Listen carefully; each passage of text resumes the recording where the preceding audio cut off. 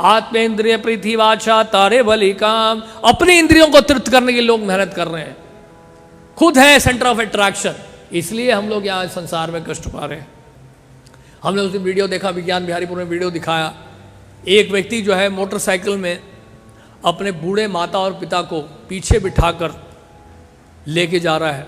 वो मोटरसाइकिल में ठीक से बैठ भी नहीं पा रहे हैं क्योंकि उनके पाँव में, हाथ में, सब में, जोड़ों में दर्द है। तो मोटरसाइकिल में कोई आसानी से बैठना आसान नहीं है वृद्ध व्यक्ति के लिए। तो यंग लोग तो बैठ जाते हैं छलांग मार के, लेकिन वृद्ध लोगों के लिए वो जोड़ों में दर्द होता है तो पाँव मुड़ेगा ही नहीं, उठेगा ही नहीं।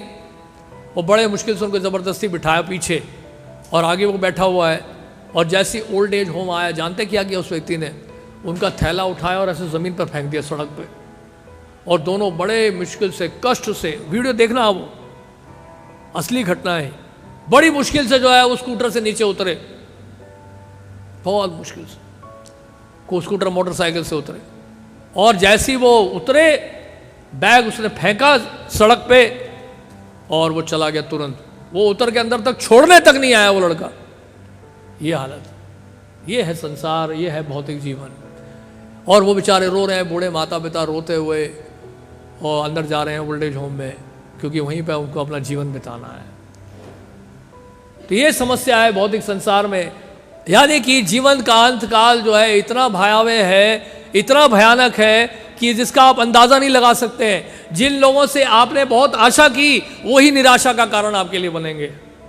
सब कुछ बिखर जाता है संसार में, कोई आपके साथ नहीं रहेगा। एवरीथिंग सो ड्राई, सच बता रहा हूँ मैं आपको। आप सोच रहे हैं तो भाई चुपड़ी चुपड़ी बातें कर रहे हैं हमें जो है खुश करने के लिए, नहीं, ये वास्तविक सच्चाई है। बिखर जाते हैं लोग, सब बिखर जाते हैं। जैसे माता पिता बुजुर्ग होते हैं, बेटा चला गया अमेरिका, बेटी हो गई विवाहित, या बेटी भाग गई किसी के साथ। आज के समय में ऐसा होता है, वो किसी के साथ लिव इन है, कोई लिव आउट है, तो गायब हो गए घर से। आप जाइए कई घरों में जाके देखिए, अधिकांश जो बूढ़े लोग हैं वो घर में अकेले रह रहे हैं। होता है ऐसा, सच्चाई है ये। वो बिल्डिंग पूरा का पूरा खाली पड़ा हुआ है, दो बूढ़ा बूढ़ी रह रहे हैं, एक नौकर है, वहाँ कुत्ता भौंक रहा है बस।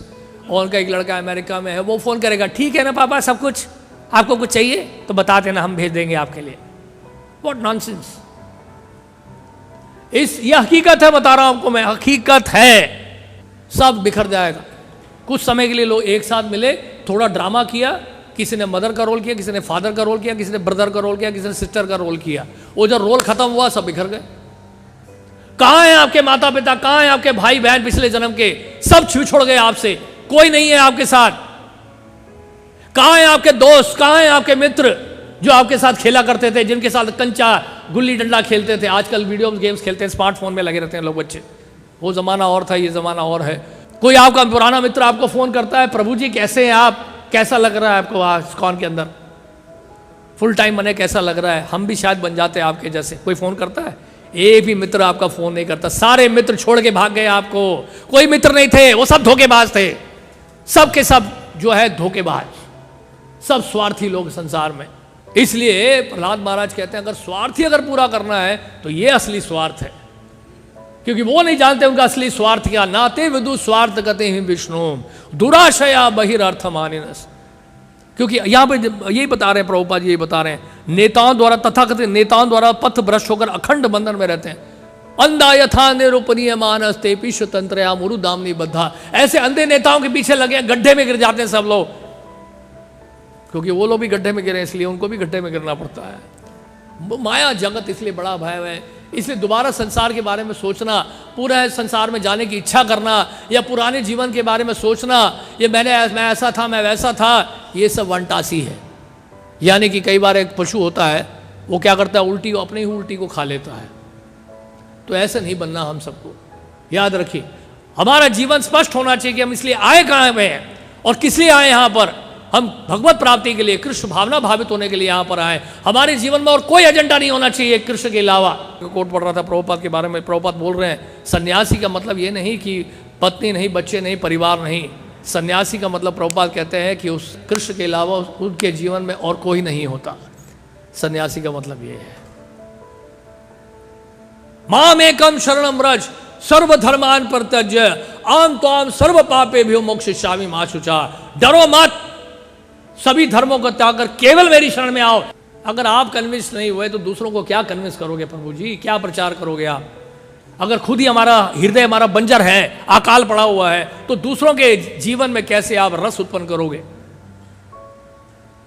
इसलिए साधना के द्वारा अनुकूल कार्य करने, कृष्ण भावना के श्रवण करना है, कीर्तन करना है, कृष्ण कथा हमें सुननी है, आध्यात्मिक जगत के बारे में सुनना है, वहां के बारे में अधिक से अधिक जानने का प्रयास करें। अगर वहां जाना है तो, वहां के बारे में जानना ही नहीं चाहते तो जाएंगे कैसे हम लोग, बताइए? इसलिए प्रभुपाद जी के गुरु महाराज कहते हैं जो कलकत्ता से होकर आए वही तो कलकत्ता के बारे में आपको बताएगा। प्रभु भक्ति सिद्धांत सरस्वती ठाकुर ने बोला है जो कलकत्ता से आया वही तो कलकत्ता के बारे में बताया है। यानी कि जिसको कृष्ण भावना की अनुभूति हुई है वही तो दूसरों को कृष्ण भावना दे सकता है। नहीं तो आप बात करोगे, सुविधाओं की बात करोगे बाहर जाकर, हमारे पास ये फैसिलिटी है, हमारे पास वो फैसिलिटी है, आ जाओ जी भक्त बन जाओ। व्हाट नॉनसेंस, ये प्रीचिंग है क्या? इस इज बोगस प्रीचिंग। अगर आप सुविधाओं के आधार पर प्रचार कर रहे हो और सुविधाओं से लोगों को आकर्षित कर रहे हो, that is a third class preaching. हमें आकर्षित करना है लोगों को कृष्ण से, कृष्ण भावना का दिव्य ज्ञान देकर, कृष्ण भावना भावित बनाने के लिए कृष्ण से आकर्षित करना है लोगों को। अगर आपने कृष्ण से लोगों को आकर्षित कर दिया या कृष्ण कॉन्शियस फिलॉसफी से अगर आकर्षित कर दिया लोगों को, तो ऐसे भक्त जो है लंबे चलेंगे, स्टेबल होंगे। क्योंकि आज सुविधा है, हो सकता है कल सुविधा ना हो, सुविधा तो छीन लेंगे ठाकुर जी। यस्याहम अनुगृणामि हरिष्ये तद धनम शनै, धीरे धीरे सब कुछ छीन लेता हूं सारी सुविधा में। ऐसा स्वयं भागवत में भगवान बोल रहे हैं, मैं नहीं बोल रहा हूं। नहीं तो ऐसा होगा बस इन आगे, जैसे कि भक्तों ठाकुर लिख रहे हैं, क्या लिख रहे हैं? मीछे निदा बोची गेलो रे राती दिवस शरीर साजे। यही कर रहे हैं, दिन में शरीर को सजाओ, रात को सो जाओ। ये कोई जीवन है? ये तो नर्क है।